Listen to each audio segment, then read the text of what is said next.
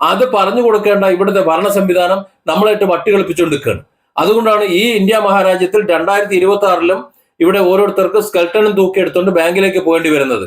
നമ്മുടെ ഉത്തരേന്ത്യയിലെ വിദ്യാഭ്യാസ അവസ്ഥയെക്കുറിച്ച് പല വീഡിയോകളും ഞാൻ ചെയ്തിട്ടുണ്ട്.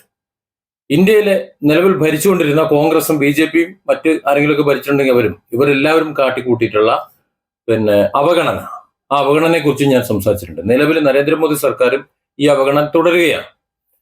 ഈ ഒരു അവസരത്തിൽ കഴിഞ്ഞ ദിവസം ഉണ്ടായ ഒരു സംഭവത്തെ നമുക്കൊന്ന് പറയാതിരിക്കുന്ന നിവൃത്തിയില്ല. ബീഹാറിലോ മറ്റോ മരിച്ച തന്റെ സഹോദരിയുടെ അക്കൗണ്ടിലുള്ള പണം പിൻവലിക്കാനായി ചെന്ന സഹോദരൻ, ആ സഹോദരനെ ബാങ്ക് പല വിധത്തിലുള്ള കടലാസുകൾ, രേഖകൾ, അതെന്താണെന്ന് പോലും അറിയാത്ത ആ നിരക്ഷര കുട്ടിയായിട്ടുള്ള ഒരാൾ.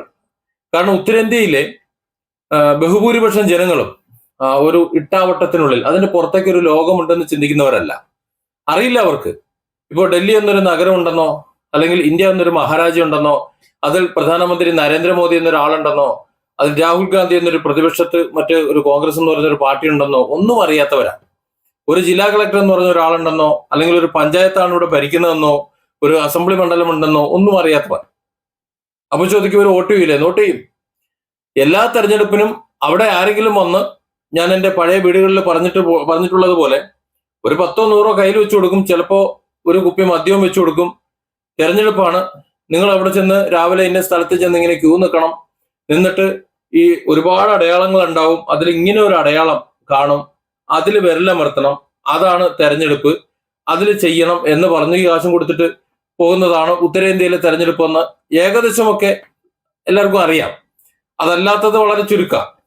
ഏതെങ്കിലുമൊക്കെ രാഷ്ട്രീയ പാർട്ടികളുടെ കുത്തക മണ്ഡലങ്ങളായിരിക്കും. അവിടെ നിന്ന് ജയിച്ചു പോവുകയും ചെയ്യും. ഇവരുടെ വളർച്ചയ്ക്ക് ആവശ്യമായ പണം ഗവൺമെന്റിൽ നിന്ന് അനുവദിക്കുന്നുണ്ടാവും. അതൊക്കെ വാങ്ങി പുട്ടടിക്കലും ഉണ്ടാവും.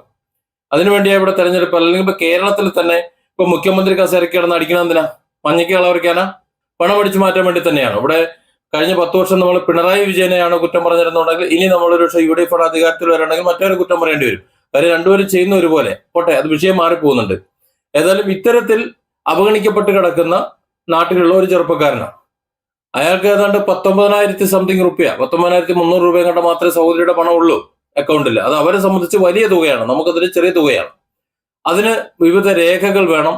ആ രേഖകൾ അയാൾക്ക് അറിയില്ല.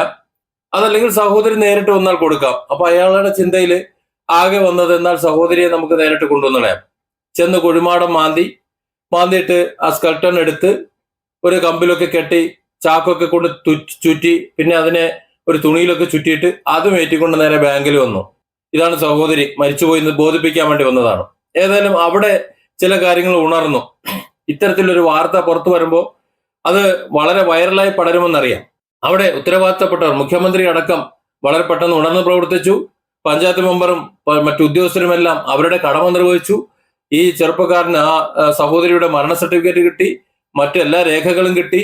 ബാങ്ക് ആ പണം ഇഷ്യൂ ചെയ്തു, അത് അവർക്ക് കിട്ടി. ഏതാണ്ട് 30,000 രൂപയ്ക്ക് മേലെ പൈസ കിട്ടിയതാണ് കേട്ടത്. പലിശ അടക്കമായിരിക്കാം ഒരുപക്ഷെ അത്ര കിട്ടിയിട്ടുള്ളത്.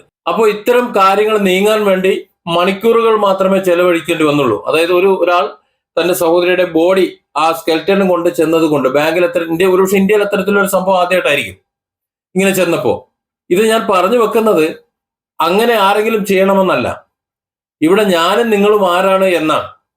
നമ്മള് ഒരു പഞ്ചായത്ത് മെമ്പറെ തെരഞ്ഞെടുക്കുന്നതിന് ആ വാർഡിലുള്ള നമ്മുടെ ആവശ്യങ്ങൾ നിറവേറ്റി തരാനാ. അതിലാവശ്യമായ രേഖകൾ ഉണ്ടാക്കി തരാൻ വേണ്ടിയിട്ടാണ് സർക്കാർ ഉദ്യോഗസ്ഥരെ സർക്കാർ നിയമിച്ചിട്ടുള്ളത്.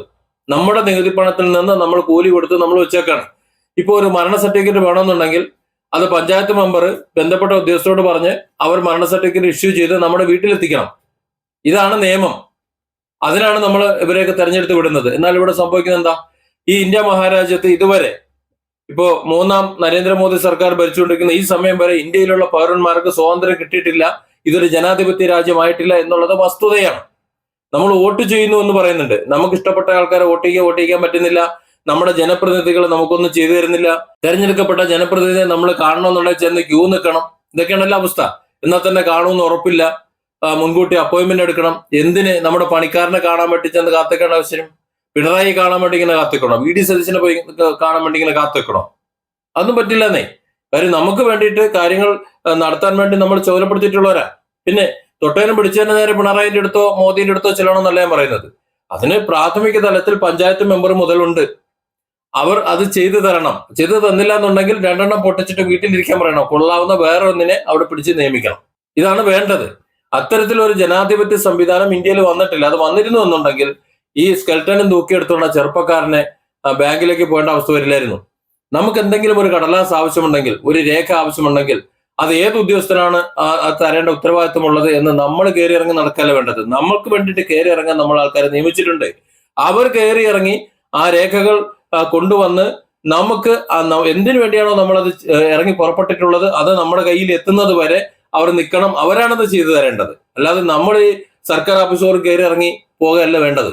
എന്തൊക്കെ രേഖകളാണ് വേണ്ടത് ആ രേഖകളെല്ലാം ഉണ്ടാക്കി അതിനാവശ്യമായ പേപ്പേഴ്സ് ശരിയാക്കി നമ്മൾ എന്തിനു വേണ്ടിയിട്ടാണോ ഇറങ്ങി പുറപ്പെട്ടത് ആ ഇറങ്ങി പുറപ്പെട്ട ആ സംവിധാനം നടപ്പിലാക്കി നമ്മുടെ അടുത്ത് എത്തിക്കാൻ വേണ്ടിയിട്ടാണ് നമ്മളെ ജനപ്രതിനിധികളെ തെരഞ്ഞെടുത്ത് അയച്ചിട്ടുള്ളത്. അത് മാത്രമല്ല അതിനുള്ള രേഖകൾ നമുക്ക് തരാൻ വേണ്ടിയിട്ടാണ് നമ്മൾ ശമ്പളം കൊടുത്ത് ഇവരെ വെച്ചിട്ടുള്ളത്. ഇപ്പോഴത്തെ അവസ്ഥ അങ്ങനെയാണോ? നമ്മളെ കയറി ഇറങ്ങിയല്ലേ ഒരു സർക്കാർ ഓഫീസിൽ ഒരു രേഖ ശരിയാക്കാഞ്ഞിട്ട്, എന്നിട്ട് അതിന് കൈക്കൂലി കൂടെ കൊടുക്കണം. നമ്മൾ ശമ്പളം കൊടുത്ത് വെക്കുന്ന നമ്മുടെ പണിക്കാർക്ക് കൈക്കൂലി കൊടുക്കണം. ഞാൻ ചോദിച്ചിട്ടെ, നിങ്ങൾ വീട്ടിലെ പറമ്പ് പണിക്കാരൻ വരികയാണ്, അല്ലെങ്കിൽ തേങ്ങ ഇടാൻ ഒരാൾ വരികയാണ്.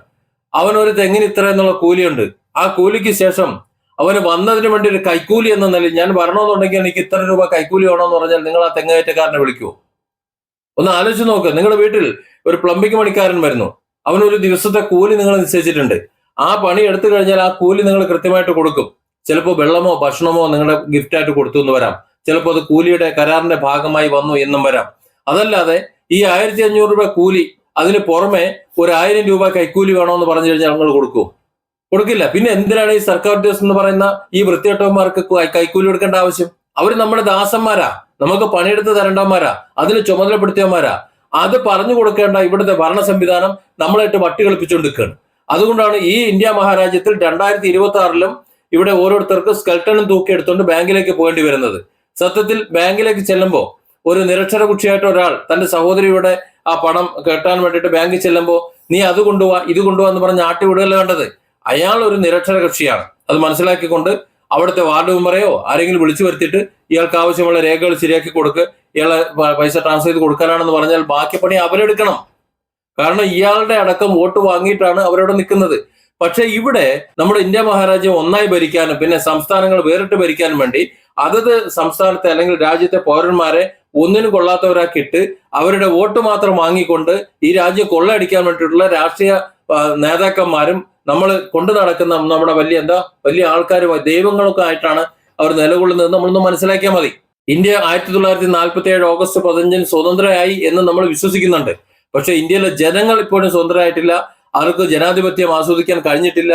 ഇപ്പോഴും ഈ രാഷ്ട്രീയ രാജാക്കന്മാരുടെ അടിമകളായി തന്നെയാണ് ഇവിടെ ഞാനും നിങ്ങളും അടങ്ങുന്ന ഈ സമൂഹം മുഴുവൻ നിൽക്കുന്നത്. ഈ തെരഞ്ഞെടുപ്പ് പറയുന്നതും അത് തന്നെയല്ലേ? ഒന്ന് ചിന്തിച്ചു നോക്കിയാൽ നിങ്ങൾക്ക് മനസ്സിലാവും.